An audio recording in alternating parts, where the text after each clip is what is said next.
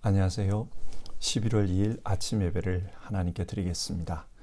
삼위일체 하나님께서 우리와 함께 계심을 믿으며 아침 예배를 드립시다. 먼저 사도신경으로 우리의 신앙을 고백하겠습니다. 나는 전능하신 아버지 하나님, 천지의 창조주를 믿습니다. 나는 그의 유일하신 아들, 우리 주 예수 그리스도를 믿습니다. 그는 성령으로 잉태되어 동정녀 마리아에게서 나시고 본디오 빌라도에게 고난을 받아 십자가에 못 박혀 죽으시고 장사된 지 사흘 만에 죽은 자 가운데서 다시 살아나셨으며 하늘에 오르시어 전능하신 아버지 하나님 우편에 앉아 계시다가 거기로부터 살아있는 자와 죽은 자를 심판하러 오십니다. 나는 성령을 믿으며 거룩한 공교회와 성도의 교제와 죄를 용서받는 것과 몸의 부활과 영생을 믿습니다. 아멘. 오늘 읽으실 하나님의 말씀은 마태복음 28장 16절부터 20절까지 말씀입니다. 하나님의 말씀을 받들어 읽겠습니다. 11 제자가 갈릴리로 가서 예수께서 일러주신 산에 이르렀다. 그들은 예수를 뵙고 절을 하였다. 그러나 의심하는 사람들도 있었다. 예수께서 다가와서 그들에게 말씀하셨다. 나는 하늘과 땅의 모든 권세를 받았다. 그러므로 너희는 가서 모든 민족을 제자로 삼아서 아버지와 아들과 성령의 이름으로 세례를 주고 내가 너희에게 명령한 모든 것을 그들에게 가르쳐 지키게 하여라. 보아라, 내가 세상 끝날까지 항상 너희와 함께 있을 것이다. 아멘.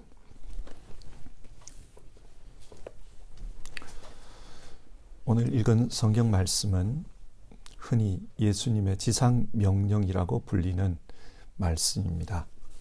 부활하신 예수님께서 제자들에게 너희는 앞으로 이런 일을 해야 한다. 그것을 말씀해 주셨습니다. 이 말씀을 살펴보면서 우리 자신의 사명에 대해서도 다시 한번 생각해 보았으면 합니다. 예수님께서 오늘 이 말씀을 하신 배경은 이렇습니다. 16절을 보시면요. 11 제자가 갈릴리로 가서 예수께서 일러주신 산에 이르렀다. 원래 예수님의 제자는 12명이었습니다. 그런데 지금은 11 제자밖에 없습니다. 왜 그렇습니까? 가룟 유다는 돈을 받고 예수님을 팔아넘겼습니다. 그리고 그 죄책감에 스스로 자살하고 말았습니다. 가룟 유다는 예수님보다 돈이 더 중요했습니다. 자기가 원하는 것을 얻기 위해 살아가다가 결국 제자의 삶에서 실패한 것입니다. 예수님은 12제자를 가르치고 훈련하는데 공생의 사역에 많은 시간을 보냈지만 그러나 결과는 좋지 못했습니다. 11만 남았습니다. 그런데 그 11도 예수님께서 십자가에 달릴 때 다 도망쳤습니다. 자신들에게 어려움이 다가오자 주님을 모른다고 부인하고 도망쳤습니다. 그런데 예수님께서 부활하셨습니다. 그리고 마태복음 28장 10절 부활의 아침에 예수님은 자신의 무덤을 찾아왔던 여인들에게 가서 제자들에게 부활 사실을 알리고 그들에게 갈릴리로 가라고 전하여라. 그러면 거기서 나를 만날 것이다. 그렇게 말씀해 주셨습니다. 예수님은 갈릴리의 어떤 곳에서 만나자고 제자들에게 말씀하셨던 것입니다. 그래서 제자들은 예수님이 일러주신 그 산으로 갔습니다. 그리고 17절 그곳에서 부활하신 예수님을 다시 만났습니다. 부활하신 예수님은 영광스러운 모습이었습니다. 그래서 제자들은 그 예수님에게 절을 했다고 합니다. 그러나 그때까지도 예수님의 부활을 믿지 못하고 의심하는 자들도 있었다. 성경은 그렇게 전합니다.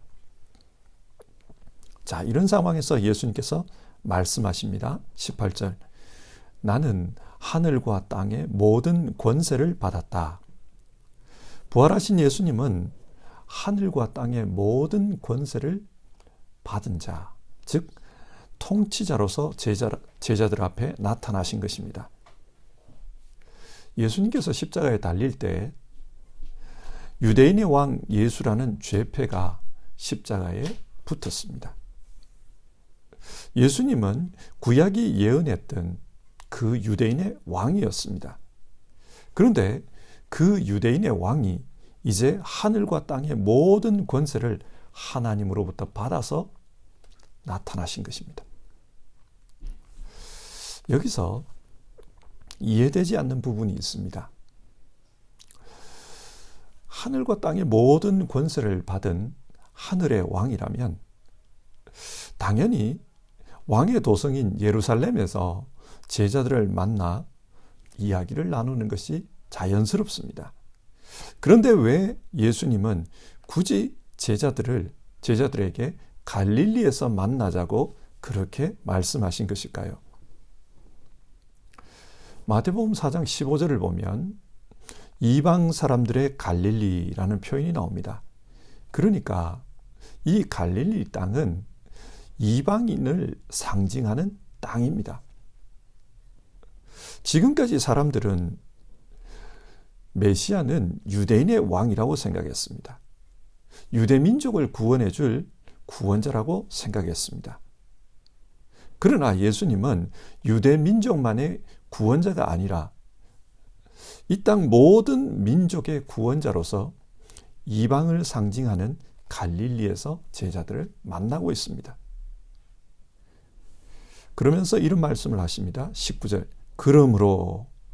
그러므로라는 말은 앞에서 한 말에 대한 결과로서 이 말을 한다는 겁니다. 내가 하늘과 땅의 모든 권세를 받았으니 그러므로 너희는 가서 모든 민족을 제자로 삼아서 아버지와 아들과 성령의 이름으로 세례를 주고 내가 너희에게 명령한 모든 것을 그들에게 가르쳐 지키게 하라. 하늘과 땅을 다스리는 모든 권세를 가진 하늘나라의 왕으로서 명령하는 것입니다. 그런데 이 명령을 우리말로 읽으면 명령어가 4개입니다. 가라, 제자를 삼으라, 세례를 주라, 가르쳐 지키게 하라. 그러나 이 부분을 헬라어 원문으로 읽어보면 명령어는 하나입니다. 제자 삼으라. 이게 명령어예요. 그리고 나머지 3개는 동사가 아니라 분사형으로 기록되어 있습니다. 문법에서 분사형이라는 것은 뭔가를 설명할 때 사용하는 겁니다. 그러니까 예수님이 명령하신 것은 모든 민족을 제자로 삼는 것입니다. 그런데 어떻게 제자로 삼아야 하는가? 가라는 것입니다. 그래서 세례를 주고 주님께서 지금까지 가르쳐 주신 모든 말씀을 가르쳐 지키게 함으로써 제자를 삼으라는 말입니다. 자, 여기서 한번 생각해 봅시다. 예수님은 공생의 사역 동안 제자 훈련에 많은 시간을 들이셨습니다. 그런데 그 제자 훈련은 실패한 것처럼 보입니다. 그래서 12 중 하나는 주님을 팔아 넘겼고 나머지는 주님을 부인하고 도망쳤습니다. 그런데 주님은 그런 제자들에게 너희가 앞으로 할 일은 제자 삼는 것이다. 이것이 하늘나라 왕으로서 내가 너희에게 명령하는 것이다. 그렇게 말씀하고 계십니다. 우리는 이 말씀을 통해 예수님께서 진짜 원하신 것이 무엇인지를 알 수 있습니다. 예수님께서 진짜 원하셨던 것은 이 땅의 모든 사람이 예수님의 제자가 되는 것입니다. 실패한 제자, 넘어진 제자가 아니라 참된 제자로 사는 것, 그것이 예수님의 소원이었습니다. 그러기 위해서는 먼저 이 명령을 받은 열한 제자부터 참된 제자의 삶으로 나아가야 합니다. 어떻게 참된 제자로 나아갈 수 있습니까? 그들은 제자로서 실패했습니다. 그런데 오순절 성령께서 그들을 찾아오십니다.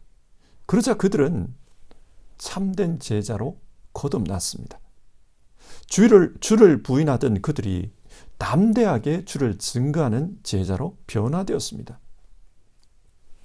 주님이 원하시는 제자는 성령으로 거듭난 사람입니다. 그래서 성령께 붙들려 사는 사람, 그 사람이 참된 제자입니다. 그러면 성령께서 그에게 필요한 힘과 용기, 지혜와 권능을 주십니다. 성령으로 살아가는 사람, 그 사람이 참된 제자입니다. 예수님의 11 제자는 다른 사람은 다 주님을 버려도 나는 주님을 버리지 않겠습니다. 그런 결단을 가지고 살았던 사람입니다.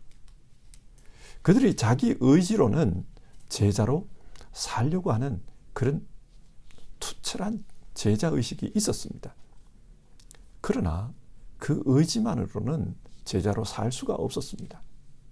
참된 제자가 어떤 사람이냐? 자기 의지로 사는 사람이 아니라 하나님의 영, 성령께 붙들려 살아가는 사람입니다. 참된 제자는 성령께 붙들린 사람입니다. 신앙으로 살다 보면 은혜가 충만하게 느껴질 때가 있고 영적으로 곤고하다 그렇게 느껴질 때가 있습니다. 영적으로 힘들 때 그때 우리는 어떻게 참된 제자의 삶을 살 수 있습니까? 성령께서 채워주셔야 가능합니다. 내가 결심한다고 되는 일이 아닙니다. 성령께서 채워주시고 그 성령께서 힘을 주실 때 참된 제자로 살 수 있습니다. 그래서 성령께서 새 힘으로 채워주실 것을 바라고 기도하는 사람, 그 사람이 바른 제자입니다. 자신의 영혼이 갈급한데도 성령의 도우심을 간구하지 않고 자기 의지로 살려고 하는 사람은 문제가 있습니다. 누구나 신앙하면서 슬럼프를 겪을 수 있습니다.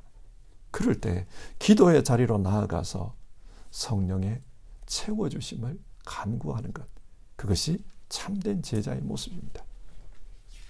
자, 이렇게 제자의 모습을 회복했다면 그 다음은 어떻게 해야 합니까? 모든 민족을 제자 삼는 일을 해야 합니다. 이를 위해서는 먼저 너희는 가라고 합니다. 그런데 어디로 가야 합니까? 주님이 인도하시는 곳으로 가야 합니다. 예를 들어 봅시다. 사도행전 8장을 보면 예루살렘 교회에 박해가 일어났습니다. 그래서 많은 제자들이 사방으로 흩어집니다. 그때 7 집사 중 한 사람이었던 빌립도 사마리아로 내려가 복음을 전합니다. 이 사마리아 전도는 굉장히 성공적이었습니다. 그런데 그때 주님께서 빌립에게 찾아와 이런 말씀을 합니다. 일어나서 남쪽으로 나아가서 예루살렘에서 가사로 내려가는 길로 가거라. 그 사마리아에서 복음 전도가 굉장히 성공적이었는데 그곳을 떠나라는 거예요. 빌립은 명령대로 떠났습니다. 그리고 그곳에 가보니까 에디오피아 여왕의 국고 맡은 사람이 마차를 타고 가고 있었습니다. 그 사람은 성경을 읽고 있었는데 성경을 읽으면서 도대체 이게 무슨 뜻인가 그것을 고민하고 있었어요. 그래서 빌립이 그 사람에게 성경 내용을 설명해 주었고 복음을 가르치자 그 사람이 성경의 뜻을 알게 되었습니다. 그래서 세례를 받습니다. 이처럼 주님은 자신의 제자들이 어디로 가야 할지 그 갈 곳을 인도해 주십니다. 사도행전 8장 39절 그들이 물에서 올라오니 주의 영이 빌립을 데리고 갔다. 그 에디오피아 여왕의 신하를 세례 주고 물에 올라왔을 때 주님께서 또 데리고 갔다라는 거예요. 어디로 데리고 갑니까? 40절을 보면 그 뒤에 빌립은 아수도에 나타났다. 그는 돌아다니면서 여러 성에 복음을 전하다가 마침내 가이사랴에 이르렀다. 하나님의 영이 또 그를 인도해 가십니다. 이것은 오늘 우리에게도 마찬가지입니다. 주님은 우리를 인도해 주십니다.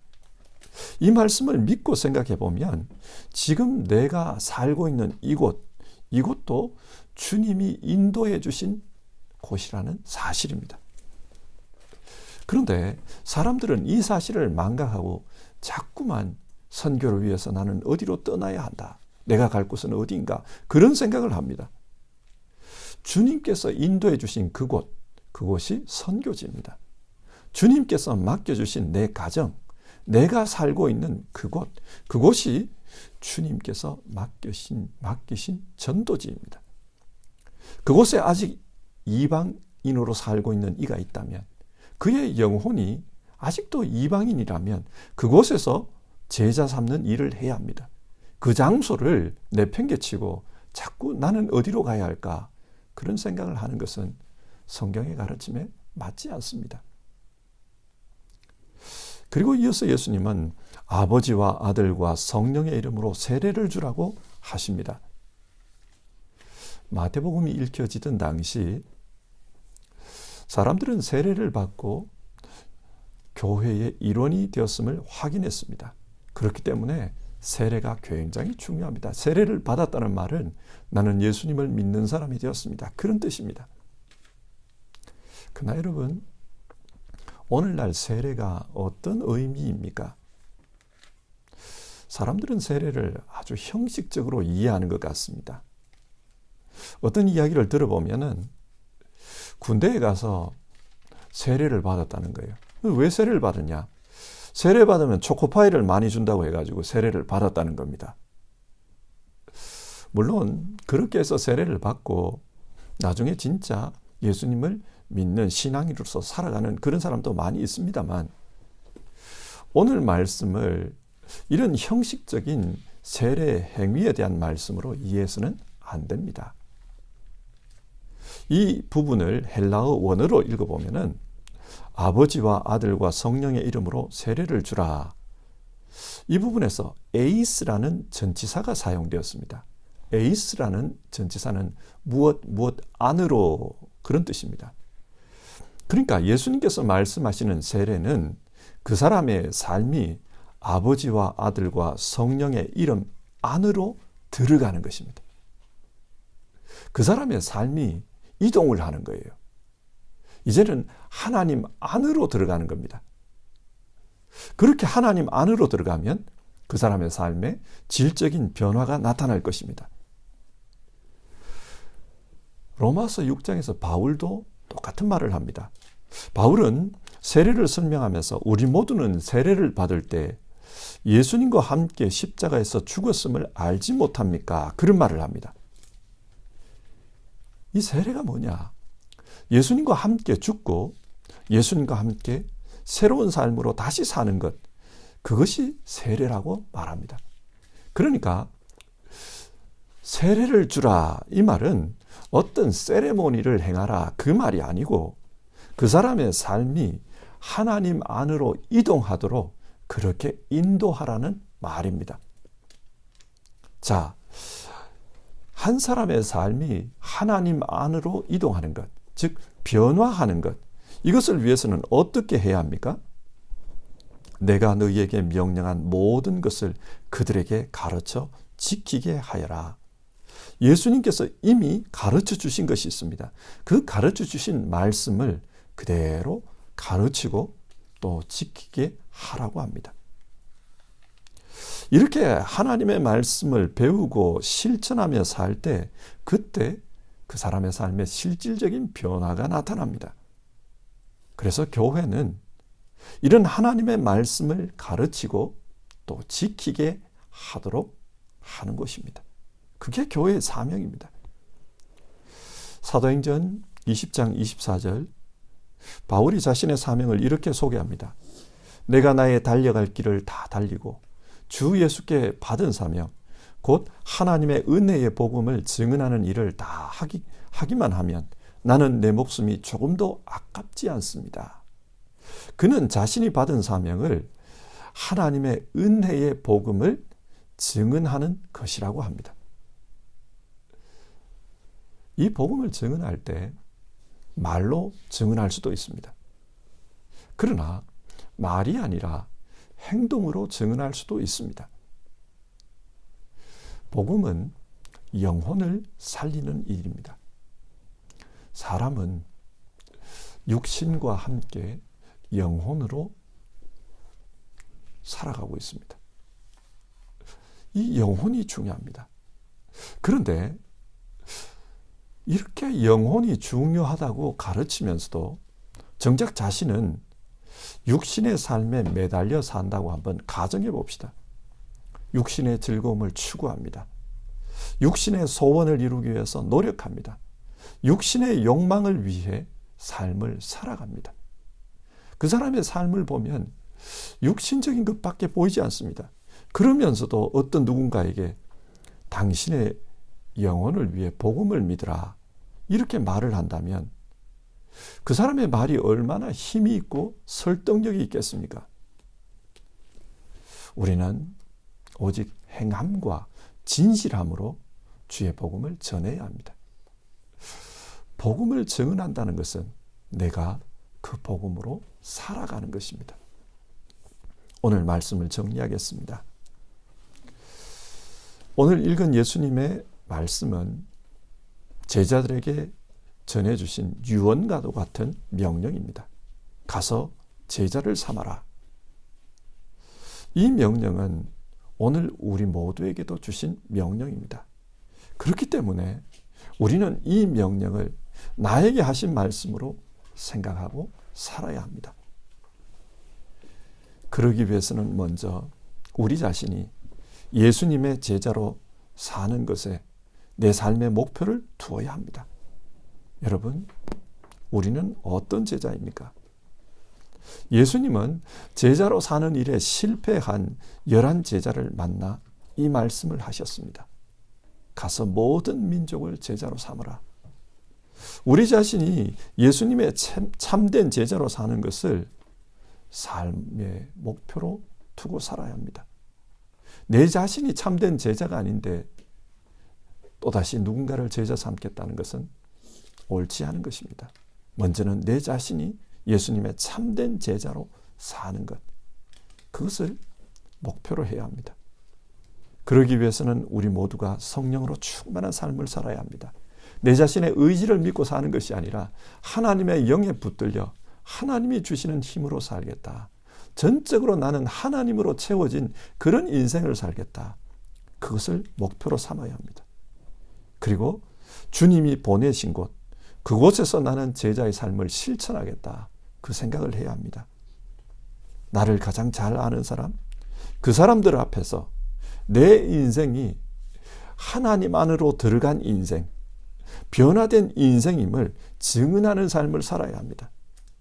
그러기 위해서는 우리 자신들이 주님의 말씀을 배우고 또 그 배운 말씀대로 실천하는 것이 중요합니다.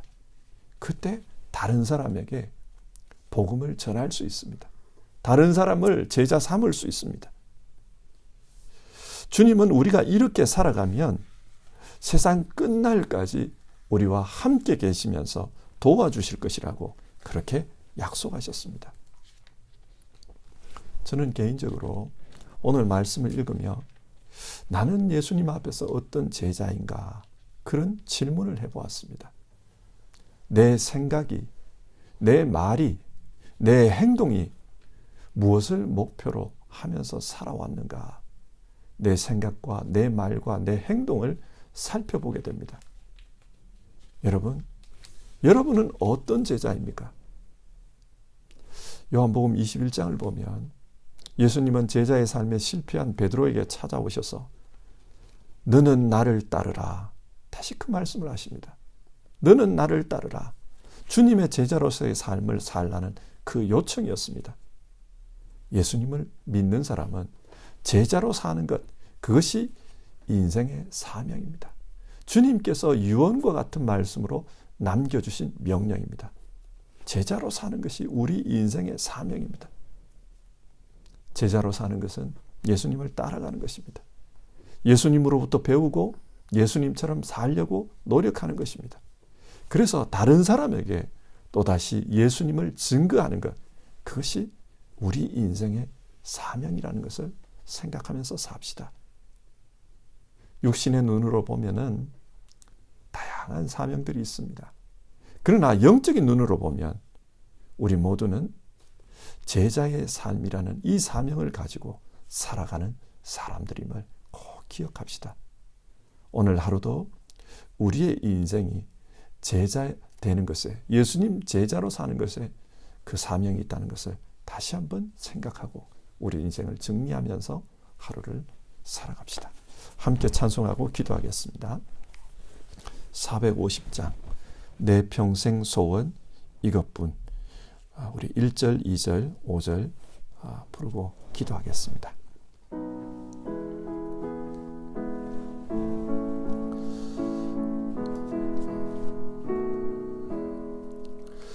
내 평생 소원 이것뿐 주의 일 하다가 이 세상 이별하는 날 주 앞에 가리라.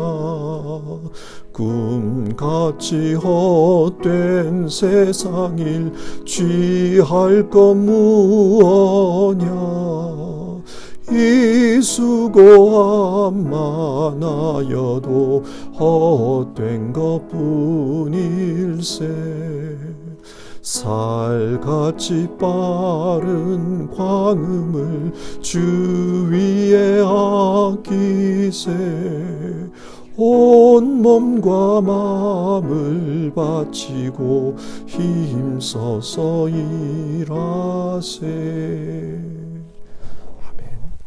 우리 시간 같이 기도합시다. 오늘 예수님께서 제자들에게 주셨던 그 말씀은 오늘 우리에게 주시는 말씀입니다. 예수님은 우리에게 너는 나를 따르라, 너는 내 제자로 살라, 그 사명을 주셨습니다. 그리고 가서 제자 삼는 삶을 살라고 하십니다. 우리에게 주신 이 사명을 기억하면서 살아갑시다. 그리고 기도합시다. 성령 하나님, 나를 붙잡아 주십시오. 주님의 손에 붙들려 주님의 제자로 살 수 있도록 인도해 주십시오. 성령 하나님, 정말 나의 인생을 인도해 주신 것을 믿고 내가 서 있는 이곳에서 제자로 살게 도와주십시오. 성령 하나님, 나는 아버지와 아들과 성령의 이름으로 변화된 사람입니다. 내 인생은 하나님 안으로 들어간 인생입니다. 그것을 기억하며 살게 해주십시오. 그리고 하나님, 내가 배우고 아는 대로 그렇게 살아갈 수 있도록 도와주십시오. 우리 같이 기도합시다.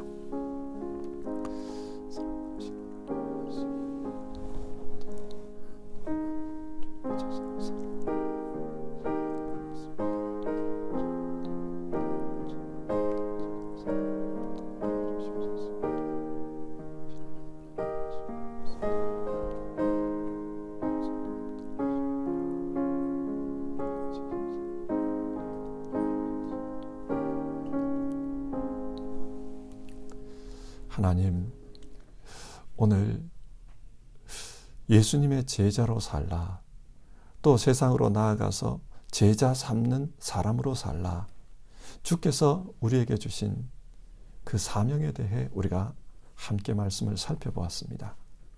우리 모두는 예수님의 제자로 사는 인생이라는 것, 그것을 기억하며 살게 하옵소서. 주님께서 성령으로 우리를 붙들어 주셔서 제자로 가라고, 제자의 길을 가라고 그렇게 인도하셨는데 우리가 어떤 모습으로 살고 있는지 오늘 하루를 돌아보며 진지하게 살기를 원합니다. 우리 모두 예수님의 제자로 사는 그런 사명 가지고 인생 살 수 있도록 도와주십시오. 주님께서 인도해 주신 이곳에서 제자로 살게 해 주십시오. 또 아버지와 아들과 성령의 이름 안으로 내 인생을 이동한 사람으로서 변화된 사람으로 그렇게 살도록 도와주십시오. 뿐만 아니라 내가 이미 배우고 또 알고 있는 그 말씀을 실천하면서 사는 그런 제자 될 수 있도록 도와주십시오. 그래서 다른 누군가에게 예수 그리스도를 증거하며 우리 영혼의 구원자요, 우리 인생의 구원자요, 이 세상의 구원자이신 예수님을 드러내는 우리 모두 될 수 있도록 도와주십시오. 오늘도 제자로 살기를 소망하며 기도하는 한 분 한 분, 그 한 분을 주님 기억해 주시고 또 축복해 주십시오. 성령으로 충만하게 살 수 있도록 도와주십시오. 예수님 이름으로 기도드립니다. 아멘. 주기도문으로 아침 예배를 마치겠습니다. 하늘에 계신 우리 아버지, 아버지의 이름을 거룩하게 하시며 아버지의 나라가 오게 하시며 아버지의 뜻이 하늘에서와 같이 땅에서도 이루어지게 하소서. 오늘 우리에게 일용할 양식을 주시고 우리가 우리에게 잘못한 사람을 용서하여 준 것 같이 우리 죄를 용서하여 주시고 우리를 시험에 빠지지 않게 하시고 악에서 구하소서. 나라와 권능과 영광이 영원히 아버지의 것입니다. 아멘.